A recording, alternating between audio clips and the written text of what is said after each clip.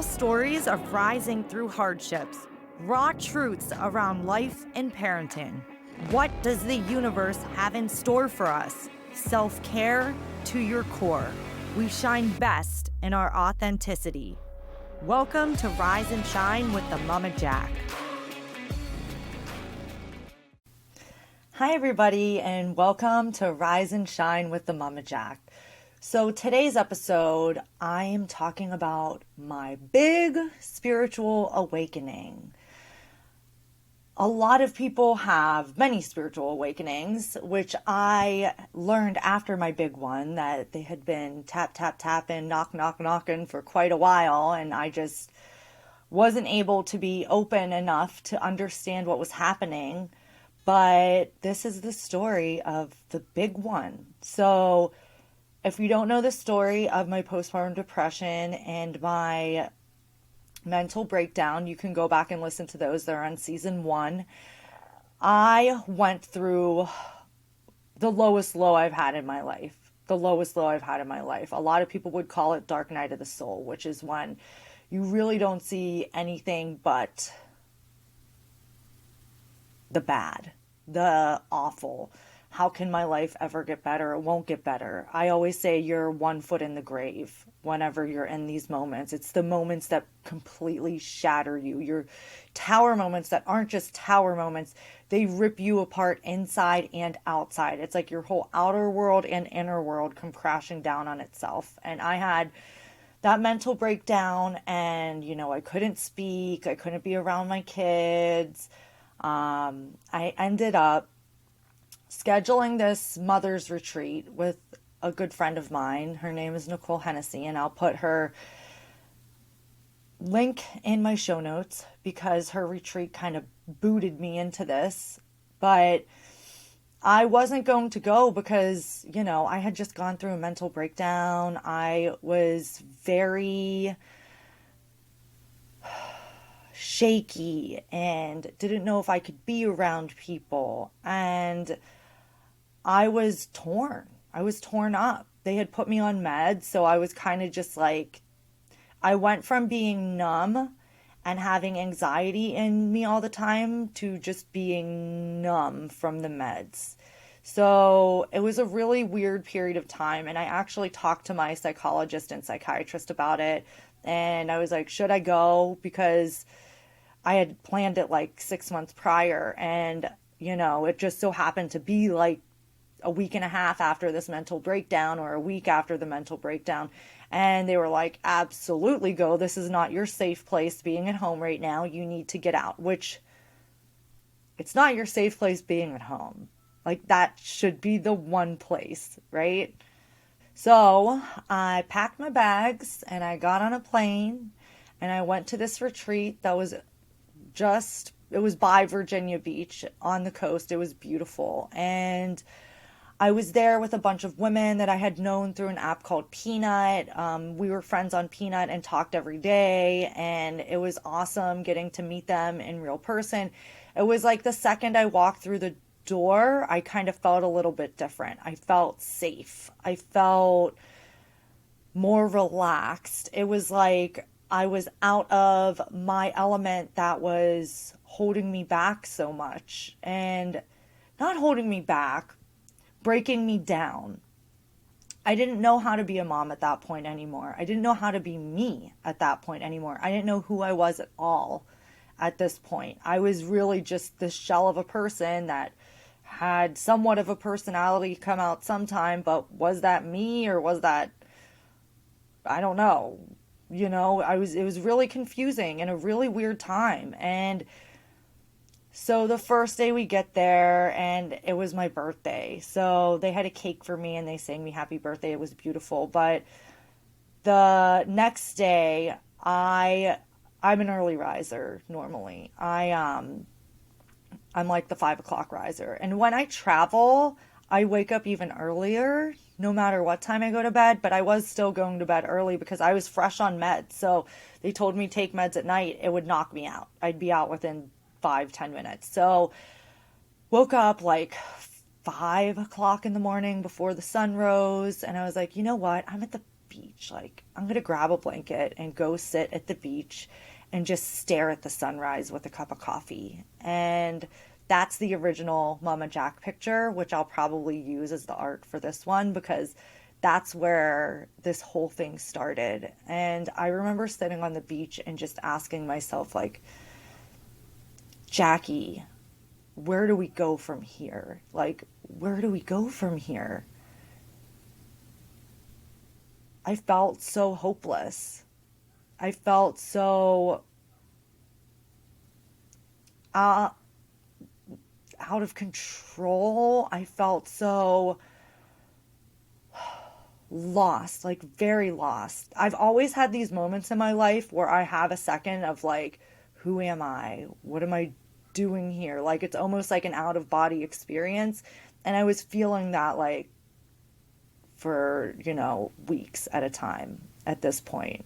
I think some people call it disassociation or there's a word for it, but I didn't realize that wasn't normal and that was a trauma response. But we've gotten into that in other episodes. We'll get into it in other episodes if you want. But as I'm sitting there on the beach, just sitting by the ocean, and I'm finally like, okay, Jack, let's just close our eyes and breathe. Because I was a meditator. I meditated. I've known how to meditate. Oh my God. We'll get into that after the story. But I've known how to meditate for quite a while. And it was a saving grace for my PTSD. So I was like, let's go back to these. I have this medication that's calming me down now. Why don't we try meditating again? And so I closed my eyes and just let the ocean breeze hit me and, listen to the water. And this feeling I got inside of me, this warmth, was something I've never felt before. And I opened my eyes and I'm still just staring, and I see this like ring in the sky. It looked like iridescent glitter. And I was like, I'm hallucinating. Like, they have me on too many meds. What the hell is happening? And then it like dissipated. And I'm like, okay, that was really weird. Is that because I just had my eyes closed and I opened, looking for all the logical reasons on why this would happen. And then another one appeared, and it was literally like it was drawing itself in the sky, a perfect circle, iridescent, and like sparkly. That's how I can describe it, as iridescent and sparkly. And I was like, that's number 2. So this is a little strange. What is going on? And I was like, it's a reflection from the sun. The sun wasn't up yet. The sun wasn't up yet. So it wasn't like I stared into the sun and saw these spots. They were there. And I was like, okay, so we're just going to take that for what it was. I really didn't mention it to everybody because I thought they would think I was batshit crazy. And I was just going with the flow at that point. I actually had a meditation that I would go to bed to every night. It was just a sleep one, nothing spiritual, just relaxing your body into sleep. I used to listen to the Calm app, and they have a bunch of sleep meditations, and that's how I was kind of relaxing myself before bed. I was still pumping at this time. Like, I had to, I had stopped giving my daughter milk because of the meds, but I had to keep pumping because you can't just stop, right? So I went to bed that night, woke up the next day, and we had a circle. I'm trying to remember if this was day 1 or day 2. Okay, I'm sorry. Later in that day, later in the first day after I saw the rings, we had this circle. And you've heard me talk about it before. I'm going to talk about it again. Nicole asked us, she runs the retreats, what are 2 characteristics about yourself that you don't like, and how can we flip them to make them better?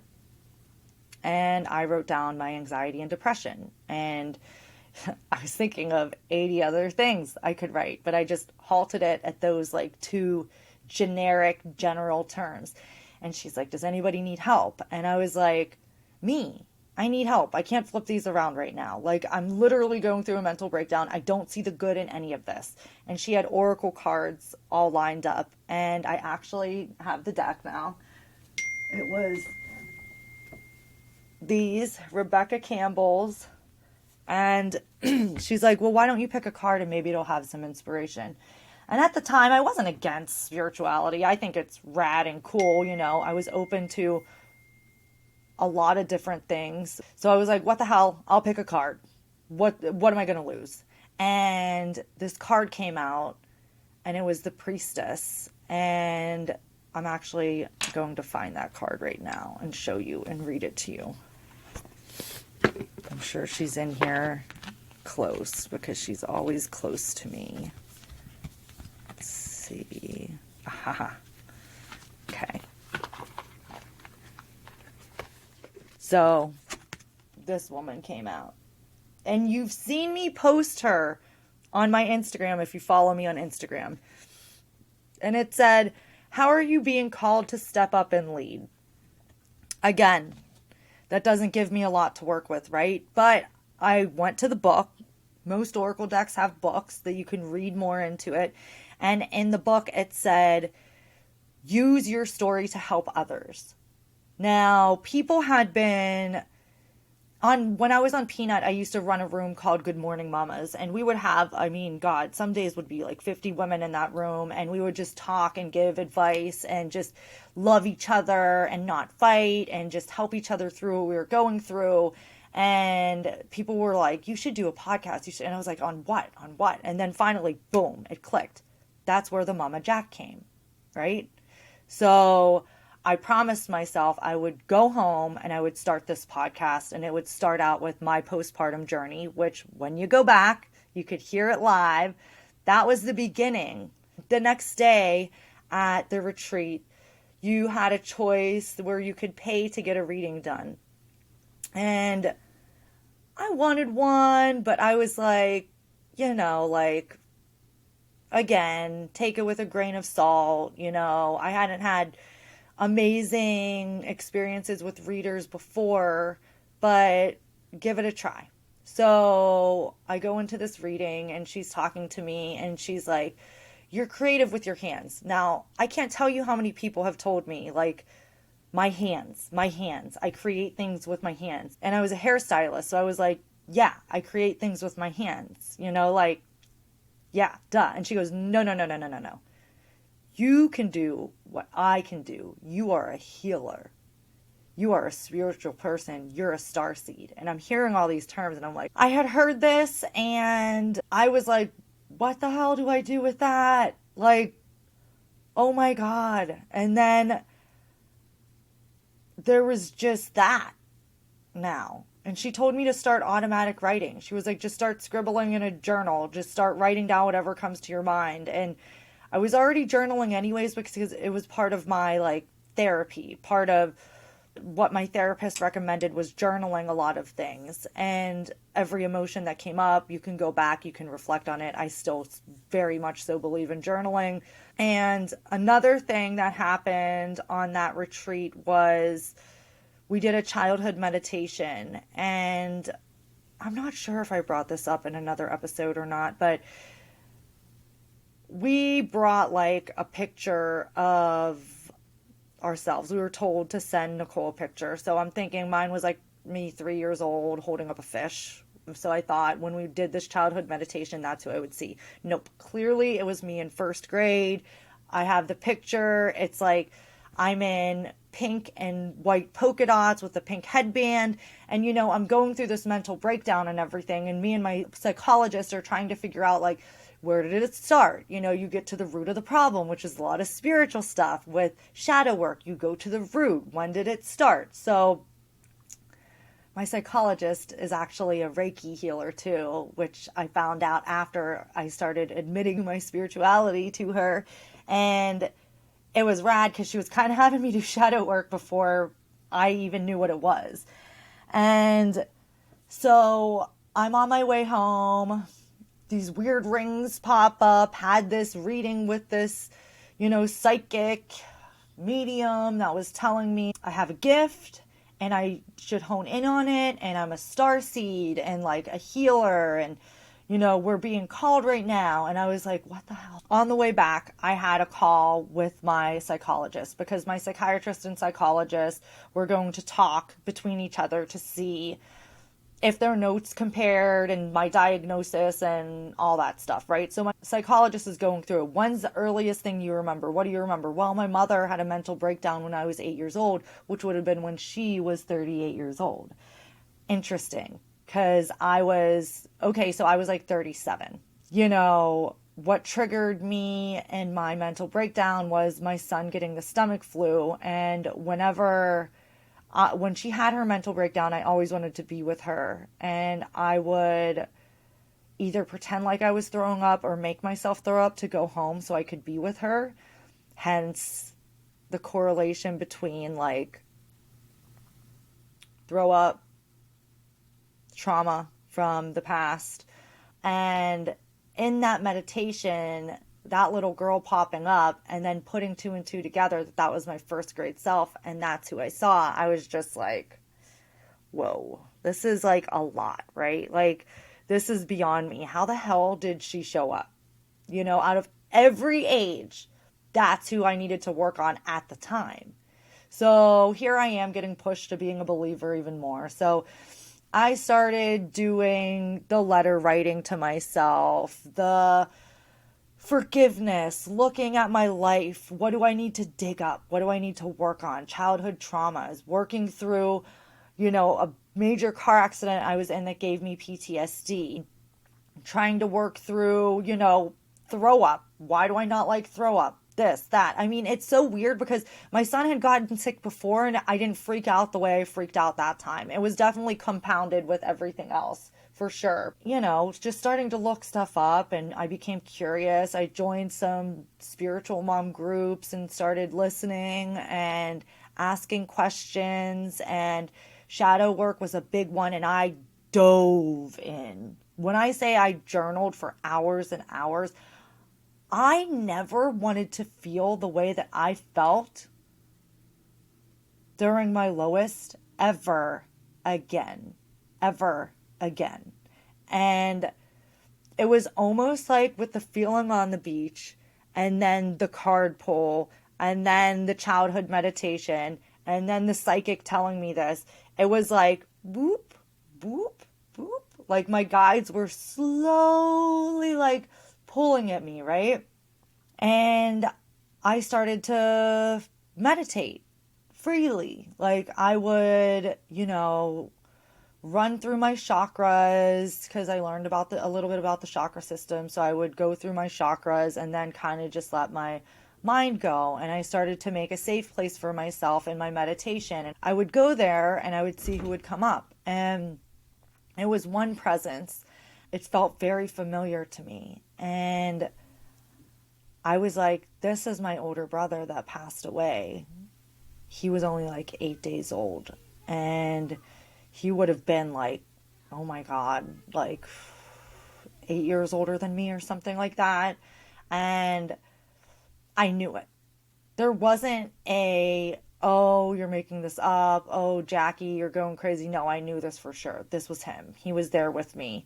So like overwhelming, right? Especially after you just go through a mental breakdown, you're like, what the hell is going on here? So she also told me that my friend Tony, who had passed away, was with me a lot. And I was like, huh, okay, Tony, like he wants to hang out like the old times. Like we were good friends, like the year after I graduated high school, maybe my senior year of high school a little bit, and he ended up passing away years ago. I would listen to certain music in my car and that I used to listen. I used to be like a screamo emo girl that me and Tony would listen to, and I would physically feel his presence next to me. It was literally like how it felt back in the day. Like he was there in my car with me listening.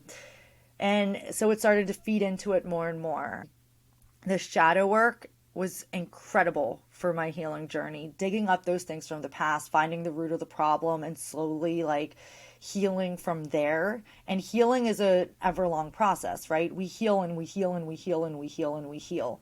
Meditating more, I would start to see other things. There was a time, oh my God, where I was just grabbed and whipped up into like the stars, and it was this presence, and I couldn't put my finger on it, and it was this beautiful presence. And with the mentor at the time, we just like, she's like, God, it's giving Aphrodite vibes. And I looked up Aphrodite, and when I did, it was like my heart was like, and like, whenever you're a spiritual person, you do feel a lot in your heart and in your head.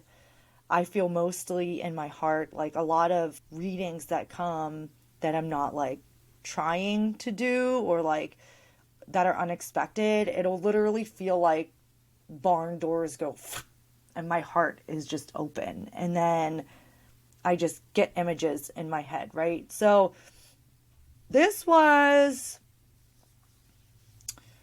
2022 when this happened. So I'm like a year and a half in now. I've gone pretty quick through my journey with a strict regimen. I was meditating every day. I was journaling every day. I've read countless books already. I was listening to other people, putting what they said into practice. I was using my intuition. I already had my intuition. Once you become spiritual, you kind of start to look back at your life and you're like, okay, that might have been something. That might have been something. That might have been something. I remember when I was little, really little, at the first house I ever lived, I had to have been 3 years old. And I remember waking up in the middle of the night and looking at my brother, because my bed was right beside his crib, and feeling something inside of me that didn't feel like me. I think that was something that I dealt with in my car accident, which you'll get that story October 8th. I'm giving you guys the car accident story. Insane. So cool. And a lot of people are going to be like, Jackie, you're so cuckoo. I don't care. It's my truth. But my car accident, during my car accident, before we wrecked, I felt somebody like put their arms around me and say, it's going to be okay. Just relax. It's going to be okay. And it almost felt like a motherly figure. I thought it was my grandmother for a long time. But after that was all said and done, I basically opened my eyes and the car was wrecking. This was before the car started to wreck, and I was in a tree. So like, it was, and you know, that whole thing, like, I was bleeding internally. The car was on fire. It was, you, if you listen to season 2, I tell that story. Go back to season 2 and listen to that story with my mom. So that was something else that I felt. There was one point where I was at a low in my 20s, and I remember having this dream. And you know how most dreams, like, sometimes you'll feel like you're falling and you'll jolt yourself awake. This dream felt like somebody grabbed me by my feet and ripped me into the sky.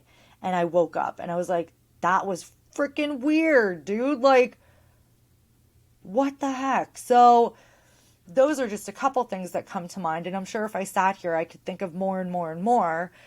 But you start to see these little seeds that had been sprinkled your whole life. And as you meditate, you learn more about your life, and you learn more about yourself, and you learn about, you know, forgiveness. And for me, my spirituality is all about healing and understanding people and giving them the love they deserve from a non-judgmental place.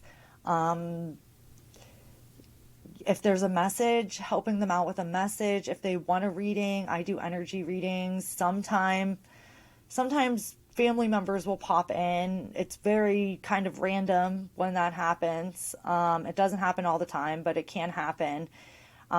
Story with that, and this is also what I want to warn you of. So there are a lot of spiritual people. A lot of them seem very friendly, and a lot of them are very friendly and loving. But there are some, especially when you start your path. And for somebody like me, I went pretty quick. I think I've leveled out a little bit, possibly, we'll see. But people that I thought were true to me weren't as true to me as I thought.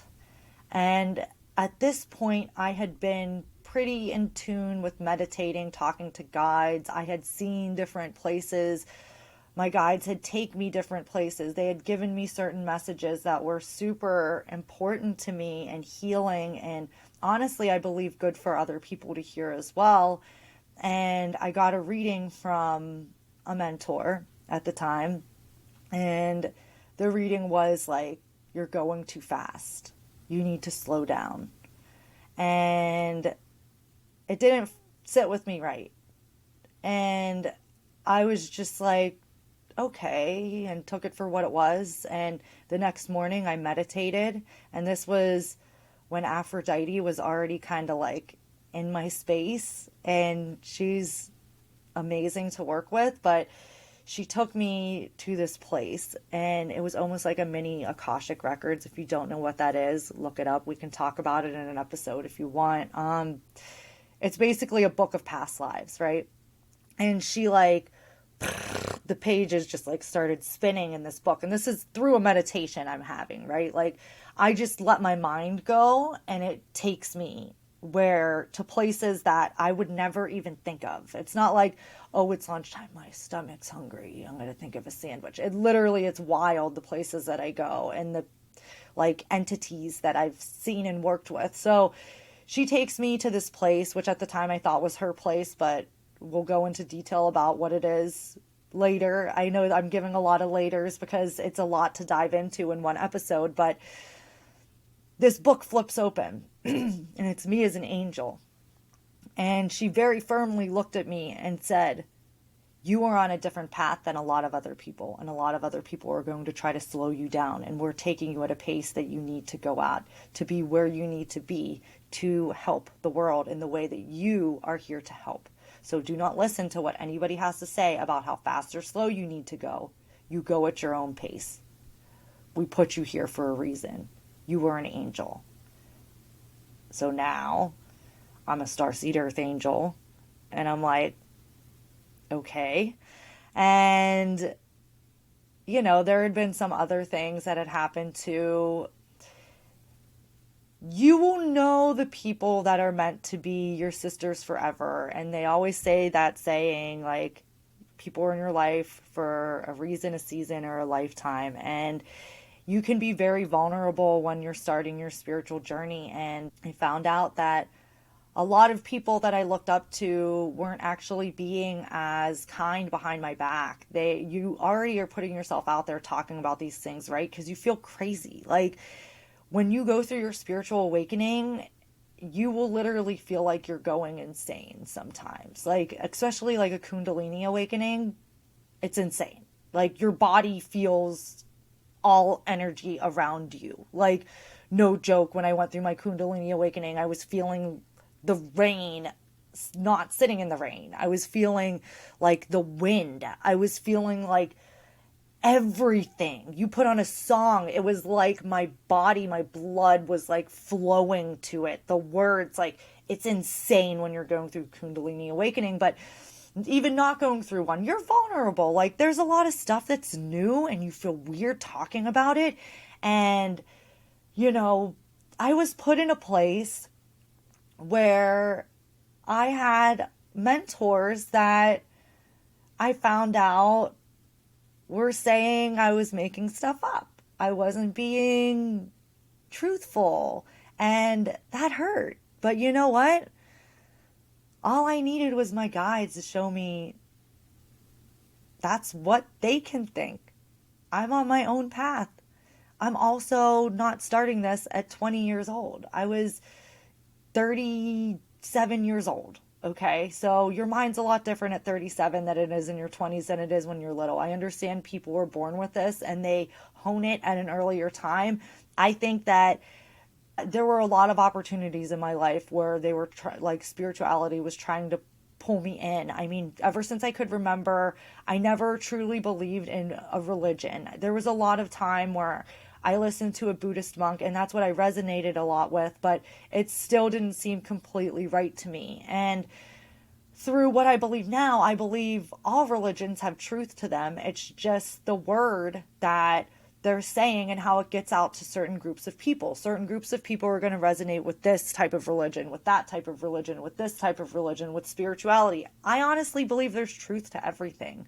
And with the background in meditation from the PTSD training, and I listened to a monk for a really long time. His name was Ajahn Brahm, and it taught me all about, not judging and taking responsibility for your own actions, that you kind of cause everything in your life. And the sooner that you understand that and you can heal from that, the better you're going to feel. And that kind of ties in a lot with my spirituality path too. Everybody's path is going to look different, by the way. Everyone's going to look different. No one is going to look the same. I want to, kind of just put it out there and say, if you're starting a spirituality path and you feel called to do this, like for me, I feel like I almost had no choice, but at the same time, I wanted it, right? So like they literally like, Jackie, you're coming with us. Like, I swear with those rings, it was almost like pulling me in that way. Like, we're coming, be prepared, and then wild stuff starts to happen from there. And I'm going to do a live in a week on Tuesday of next week, and I can go into more detail about any of this and in upcoming episodes if anybody's curious about the little details that I've left out. We are going to get to parenting in the next episode though, so we're going to flip-flop back and forth. You'll see the spirituality in some of my parenting episodes too, but back to basics. So I want to tell all the newbies out there, this is a very interesting journey to be on. There are highs, there are lows. There are good people. There are people that don't know they're acting the way they are. If I have advice to anybody that's a beginner, and I still consider myself a beginner, right? I do not know everything, and you'll find that out through this. I'm learning as you're learning, as this person's learning. I believe that every good leader is always learning anyways. Like, you're always healing, you're always learning, you're always growing. The people that aren't doing work, I would be a little weary of. The people that seem harsh to you and you get that gut feeling, trust your gut. Trust your gut, because that is your intuition. Okay? If it feels weird, trust it. Trust it. And you're going to find out if you don't, you should have. I found that out pretty quick. So, actually not pretty quick. It took me months and months. And there are really good people out there, though. There are really good mentors. There are really, really beautiful people in this community. And they're willing to teach you. And even if you just watch, like, you can learn a lot. But you're not going to learn your spirituality in particular from anybody but yourself. So you can learn the basics. You can learn how to do shadow work. You can learn different meditation rituals. You can learn how to start working with your dreams. You can learn astrology. You can tie all this together, learn about all the ancient civilizations that maybe you were a part of in past lives. But you have to experience it. You make your own journey in this. Don't let anybody tell you otherwise. There are really no significant rules. There could be consequences.